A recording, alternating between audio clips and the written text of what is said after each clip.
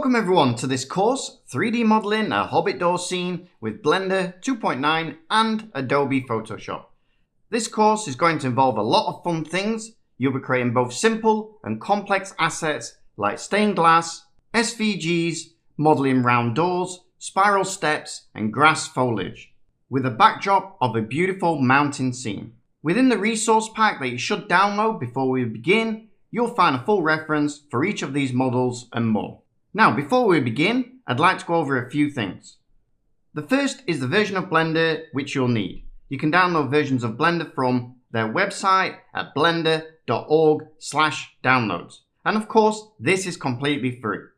I recommend any version of Blender that is 2.8 or above. But for those of you using an older version of Blender, that would be Blender 2.7 and below, then I'm fairly certain you'll still be able to follow along. Next, if you want to follow along with the SVG creation part of the course, you'll need any version of Adobe Photoshop. In case you don't have or are unable to get Photoshop, I have included in the resource course download pack my own version of the SVGs I have created for both the stained glass and the stylized hinges. And I'll just add that any version of Photoshop will work. Next, if you're following along with Photoshop, then I recommend using a graphics tablet and pen. If you don't have one, I highly recommend investing in one.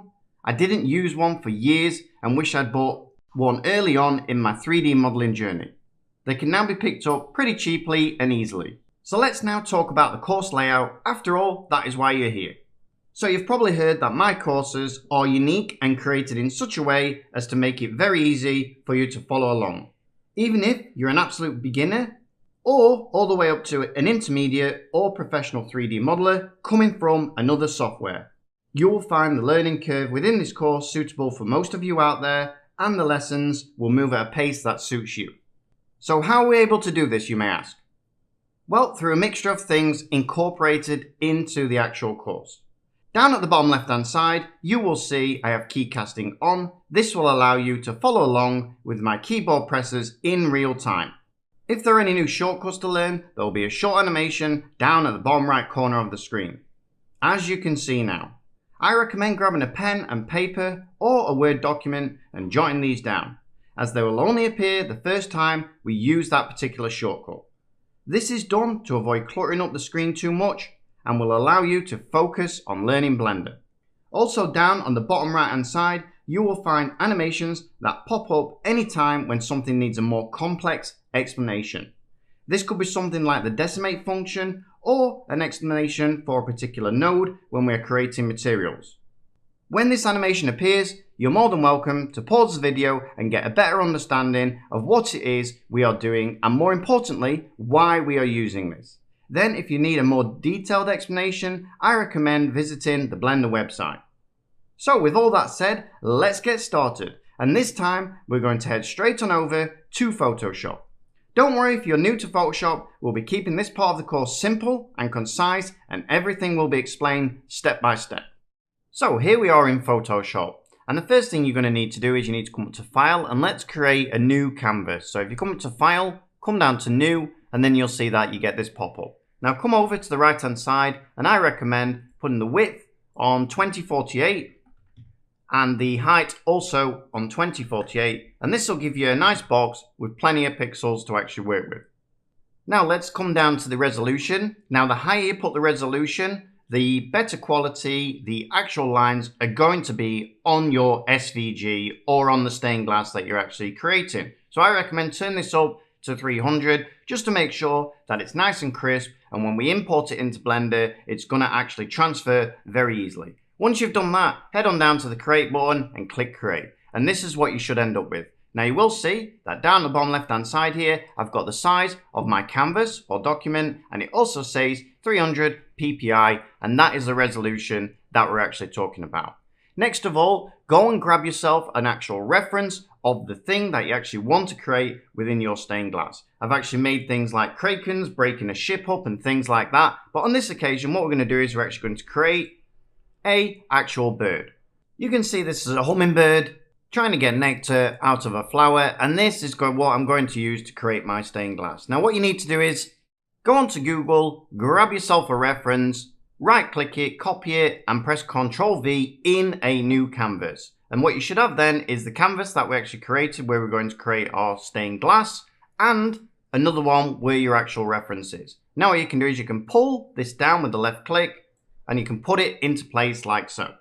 Now once you've brought your reference in, to rescale it, all you need to do is press Ctrl plus T, and what you'll end up with is a box around there, and you can see now that you can rescale it and you can actually move it around like so. So I'm just going to put this back to the scale that I had it, and then what I'm going to do is I'm going to come up to where this actual tab is with my reference and actually pull it out. I can actually dock it somewhere else. If you have another screen that you're using, you can actually put it on the other screen. And you can also, if you come over, you can make it a little bit smaller and just easier to work with, like so. And then all you need to do is just pull this bar down, and there we go. Now just dock it somewhere where it's not going to get in the way, like over here. And then we can actually start creating our actual SVG. If I now click on this tab here, you can see that this is the actual tab where I've created my new canvas. So now what we need to do is we actually need to make a start on creating the SVG or the stained glass. So what we'll do is we'll come down to the bottom right hand side here and we'll press the plus button just to make sure that we've got a fresh, clean canvas. Then what I'm going to do just to make a start is come over to the left hand side, and you'll see here that there is a circle. Yours might be a square. If I click on this, right click, you'll see that it opens up and we've got all these options then to actually pick from, and the one we want is the actual ellipse tool, and we want that because our stained glass window is actually going to be circular, and we need our actual hummingbird to actually fit within it. So if I grab this now and then I come over to this side, I'm just going to move my actual hummingbird out of the way, and I'm going to put this on a grey color. And the reason I'm doing that is just to make sure that when I make this circle, it's something where I can still see it, but it's not too dark where I can't actually draw over the top of it. So now let's put the hummingbird back, and what I'll do now is come to my canvas, I'm going to click on it and I'm going to drag it out. So if I click on, drag it out, and you'll see you can create a circle. Now if you hold the shift button while you're dragging it out, it will make sure that the circle stays perfectly round. The other thing you can do while holding the shift button is press the space bar, and you can actually move this circle around to where you actually want it. So I'm going to put it there, I'm going to release the space bar but still hold the shift button, and then I'm going to pull it out to make it a little bit bigger, and when I release, you'll notice that this actual circle goes grey, and that is the colour that we actually want it. Now on the next lesson, what we'll start doing is we'll start creating our actual lines for our stained glass window. So I hope you enjoyed that, hope you learned a lot, and I'll see you on the next one. Thanks a lot everyone, bye bye.